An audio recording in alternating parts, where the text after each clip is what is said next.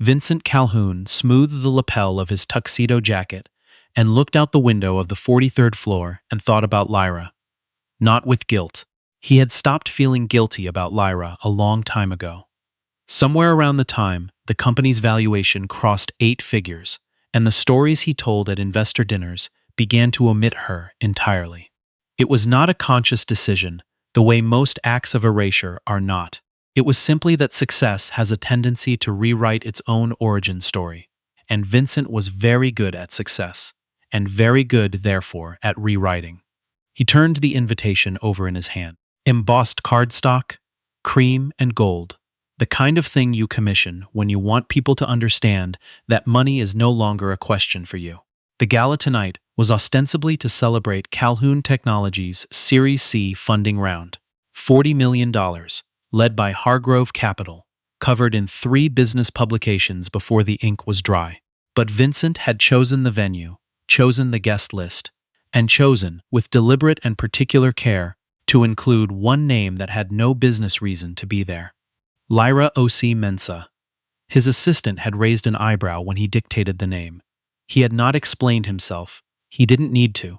The explanation was simple enough. The kind of thing a man does not admit out loud. He wanted her to see what she had walked away from. He wanted her to stand in the room where his success was being celebrated and understand, in whatever wordless way the body understands things, that she had made a mistake. That leaving him had cost her something. He believed this completely. He believed it, the way a man believes something when he has never been seriously challenged to examine it. What Vincent did not know, and had not known for some time, was that Lyra had stopped keeping track of him approximately 14 months after the divorce was finalized. She had not done this as an act of discipline. She had done it because she became busy, genuinely, structurally, overwhelmingly busy, in the way that happens when you build something from nothing and the something turns out to be real. Lyra O.C. Mensa had grown up in Decatur, Georgia, in a house where the water heater broke twice a winter and got fixed once. Her mother worked the early shift at a distribution center, and her father had a landscaping business that operated on the permanent edge of viable. And Lyra had learned early that the distance between having enough and not having enough was not a gulf but a thread, and that threads could be cut without warning. She had carried that knowledge the way some people carry a scar, invisibly, but it shaped how she moved. She had met Vincent in her second year of graduate school, in a seminar on technology and urban systems, and she had found him attractive in the way that competent, enthusiastic people are attractive. Which is to say, she had found his energy appealing before she understood that his energy was not really about the ideas. It was about the recognition the ideas might bring. She did not understand this distinction clearly until years later, after the marriage, after the company, after the divorce, when she had time to look back and see the architecture of things. The company, Calhoun Technologies, had been built largely on a framework she developed in the last year of her PhD, a predictive logistics algorithm that reduced supply chain inefficiencies in manufacturing environments. Vincent had taken her framework to his first investor meeting. He had presented it as a proprietary system developed by his team. His team at that point was Vincent and a part-time developer named Gus, who mostly played video games and invoiced them for 40 hours a week. Lyra had known. She had said nothing because she was his wife, because she believed in the company, because she told herself that credit was a formality, and what mattered was the work. She had told herself many versions of this story over the years, and each version had cost her something. The marriage lasted 6 years.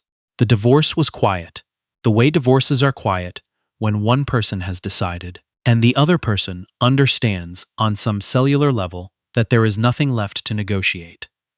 Lyra had asked for the settlement her lawyer recommended, and not a dollar more. She had moved into a 2-bedroom apartment in Atlanta's West End, and she had started working again, which is to say, she had started doing the work that had always been hers. She called the new company Meridian Systems.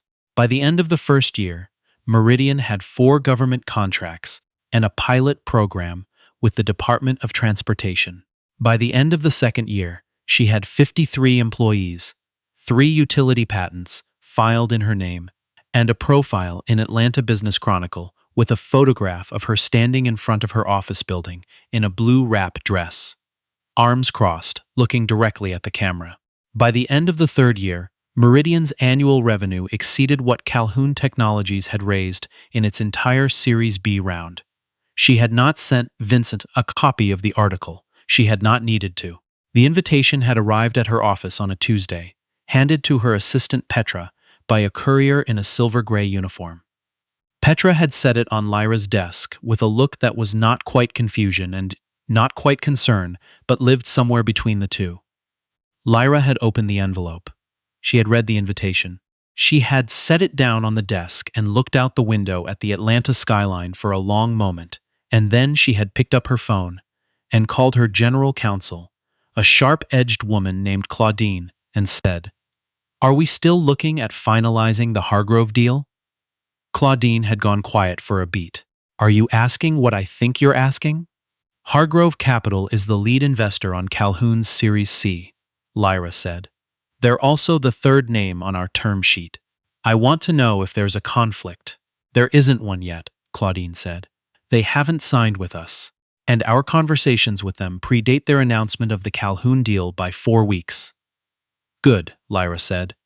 She set the invitation at the edge of her desk where she could see it.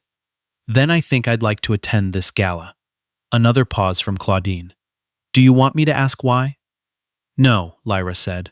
What she did not say, and what she would not have known how to say, even if she'd tried, was this. She had spent 6 years building something inside a marriage where her work kept getting absorbed into someone else's name, and she had spent 3 more years building something that was unambiguously, irrefutably, publicly hers, and she thought it might be useful. Not for Vincent's sake, not for drama, not for any of the reasons a lesser version of herself might have wanted. She thought it might be useful for the people in that room to see clearly who had built what. She asked her assistant to arrange transportation. She did not ask for anything unusual. She did not make a plan. She had, in the years since the divorce, become someone who understood that the best response to being underestimated was not a speech. It was a presence. The gala was held in the ballroom of the Hartwell Grand, a hotel in Midtown that had been recently renovated to the kind of aggressively tasteful aesthetic that suggests old money while charging new money prices. The chandeliers were crystal. The flowers were white. The string quartet in the corner was playing something from a composer Lyra could not immediately name, and the sound of it rose and fell over the murmur of 400 guests in formal wear. And the whole effect was the kind of beautiful that is designed specifically to make you feel that you have arrived. Lyra stepped through the entrance at 8:17, which was 17 minutes after the start time, and was not accidental. She was wearing a black structured gown, one shoulder, architectural at the neckline, and she wore it the way she wore most things, as though she had not thought about it and could not understand why anyone else would. Her hair was natural, close-cropped and precise, and her only jewelry was a thin gold cuff at her wrist that had belonged to her grandmother, and that she wore on occasions when she needed to remember where she came from. Behind her, in dark suits, walked 2 members of her security team. She had a permanent detail, an artifact of a threat assessment done 18 months ago after a disagreement with a contractor that had escalated further than anyone expected. She hadn't asked them to dress up for tonight. They had done it on their own. She moved through the entrance lobby, gave her name at the check-in table, and watched the coordinator's face go through several expressions in rapid succession as she located the name on the list, confirmed it, and pressed a gold-rimmed name badge into Lyra's hand, with a smile that had recalibrated itself 3 times in 4 seconds. Lyra clipped the badge to nothing and folded it into her evening bag. She walked into the ballroom. Vincent was near the bar with a cluster of people he had been cultivating for 18 months. The kind of men and women who talk about disruption while wearing watches that cost more than disruption is supposed to. He was laughing at something when he saw her. The laugh did not stop immediately. It took a moment, the way a machine takes a moment to register that the input has changed. And then it stopped. Lyra did not look at him. She was scanning the room in the way she always scanned rooms, cataloging exits and faces with the same calm efficiency she applied to everything else. She spotted the Hargrove Capital table. She had done enough due diligence on the firm to recognize two of its partners by sight. She saw a woman from the DOT she had worked with on the transportation pilot. She saw a former professor, now a board member, at a major Atlanta bank, who had supervised her dissertation and written one of the 3 letters that got her into the doctoral program in the first place. She began moving through the room. Vincent watched her go and felt something that was not anger and was not fear exactly, but that lived in the space where certainty used to be. He had expected her to arrive uncertain. He had expected something tentative, the body language of a woman who has been reminded that she is not the main character tonight. Instead, she moved through the ballroom like someone who had attended many rooms of this kind and found them neither impressive nor threatening.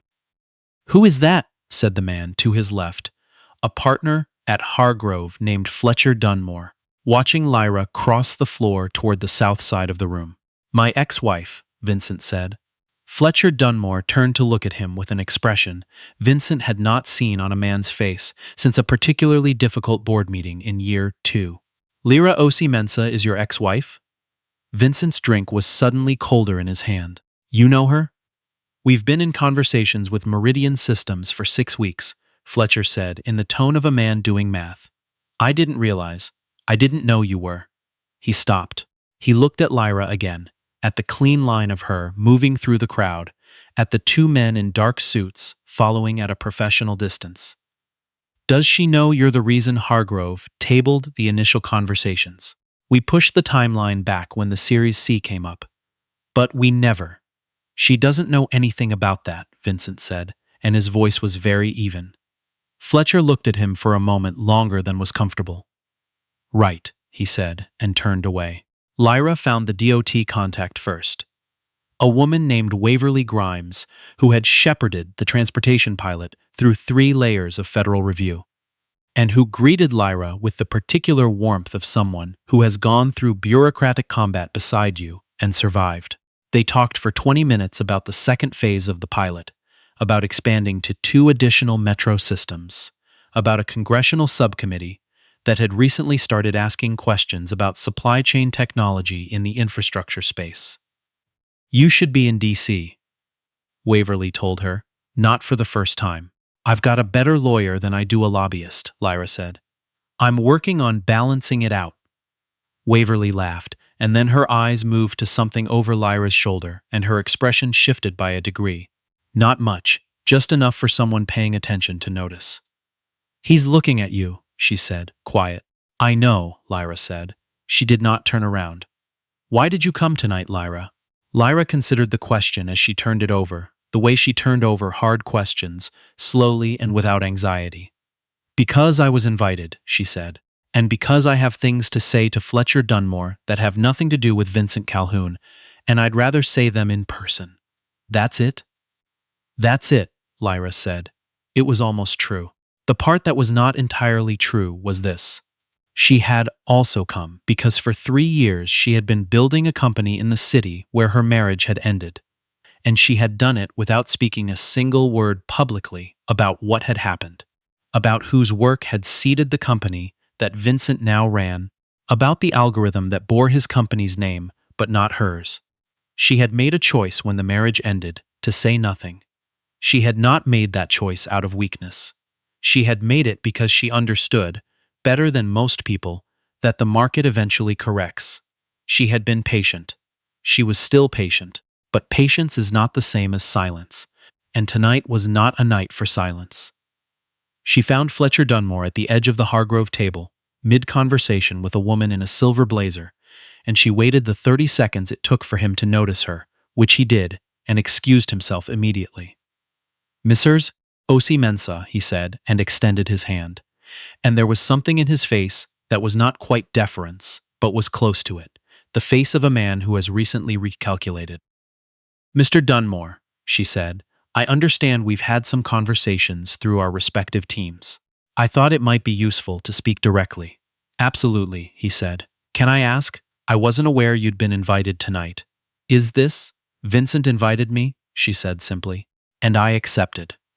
Fletcher Dunmore absorbed this information with the expression of a man absorbing information he will need to think about later. Of course, he said. Well, I'm glad you're here. Tell me where the Meridian conversations stand, she said. He told her. The timeline, the stall, the reason for the delay, which he phrased in careful language, and she heard through in about 4 seconds. She asked 3 questions, each precise, each pointed at a different corner of the problem. He answered all 3. By the end of the conversation, which lasted 11 minutes by the clock on the wall behind him, the shape of a new timeline had emerged that did not run through Calhoun Technologies at all and did not need to. I'll have our team send over the revised term sheet by Thursday, she said. That works, he said. His handshake, when they finished, was firmer than the first one. She moved away from the table and stood near the edge of the room for a moment, holding a glass of water that one of the servers had pressed into her hand at some point, without her entirely noticing, and she looked at the room, at the chandeliers and the flowers and the custom-suited man across the space, who had once stood in front of investors and presented her work as his own, and who was watching her now with an expression that had moved, over the course of the evening, from contempt through confusion to something she recognized, after a moment, as comprehension. He understood now what tonight was, not what he had planned it to be, what it actually was. She set the glass down on a nearby tray and turned toward the exit. He caught up with her in the corridor outside the ballroom, away from the crowd, in the particular quiet that carpeted hallways have at a distance from noise. She heard him behind her and stopped, not because she was startled, but because she had been expecting this and had decided, somewhere in the second half of the evening, that she would hear him out. Lyra, she turned.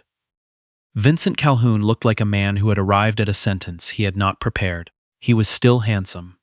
She had never pretended otherwise, but tonight his face had the quality of a building whose facade is intact and whose interior is under stress. He stood in the corridor in his tuxedo, with his hands not quite at his sides and not quite in his pockets, and looked at her with something she had not expected. Not anger, not accusation, something rawer than either.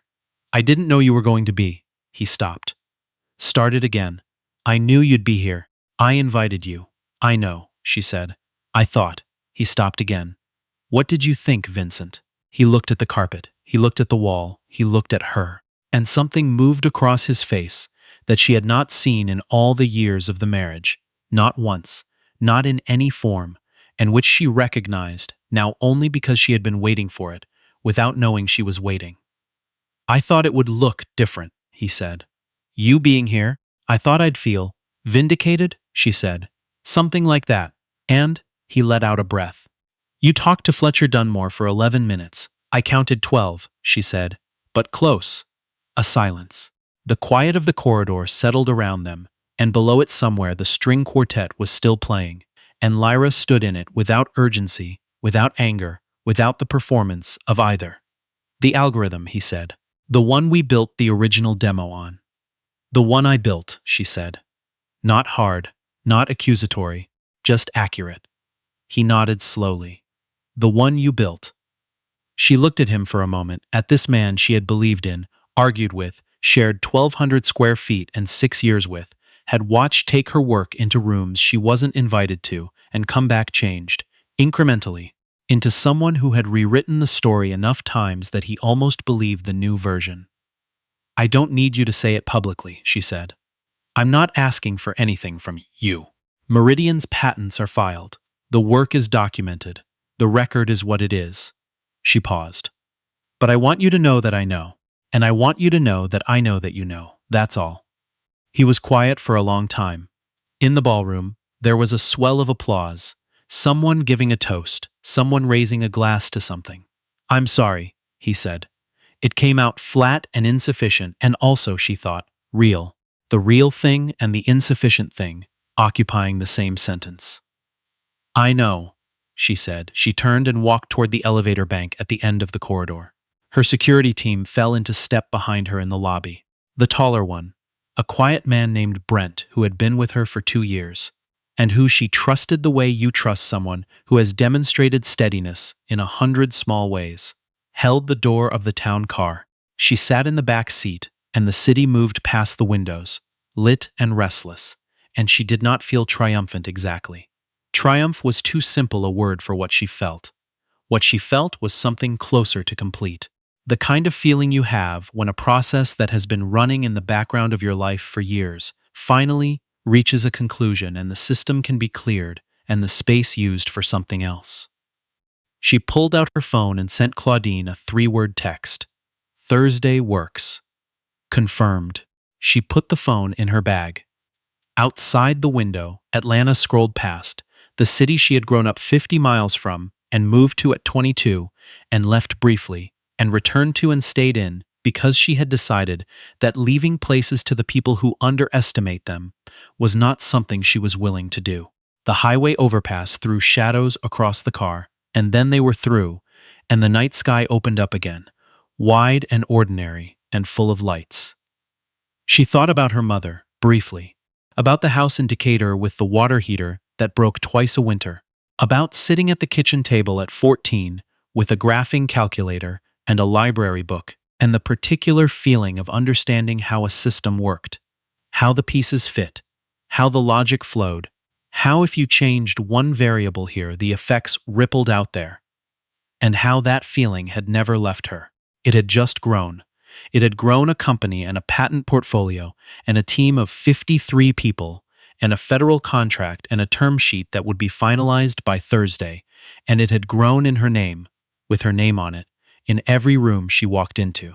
The town car exited onto her street. The buildings were quieter here, residential, familiar. She had bought the house 2 years ago, the first house she had ever owned entirely by herself, and she still felt something when she turned onto the block, a small specific something.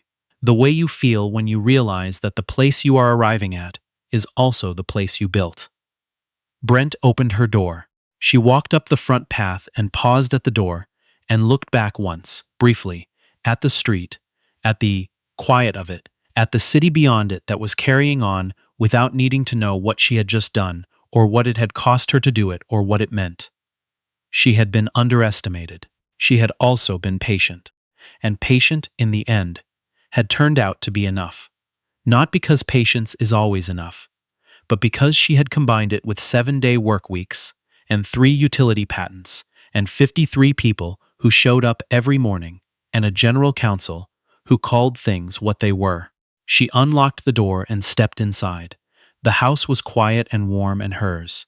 She set her bag on the table by the door, unclipped the gold cuff from her wrist, and set it beside the bag, gently, the way you set down something that belongs to someone you loved and are still, in some way, carrying. Then she went to make tea, and the night closed around the house, and the city continued its long, ordinary work of being alive.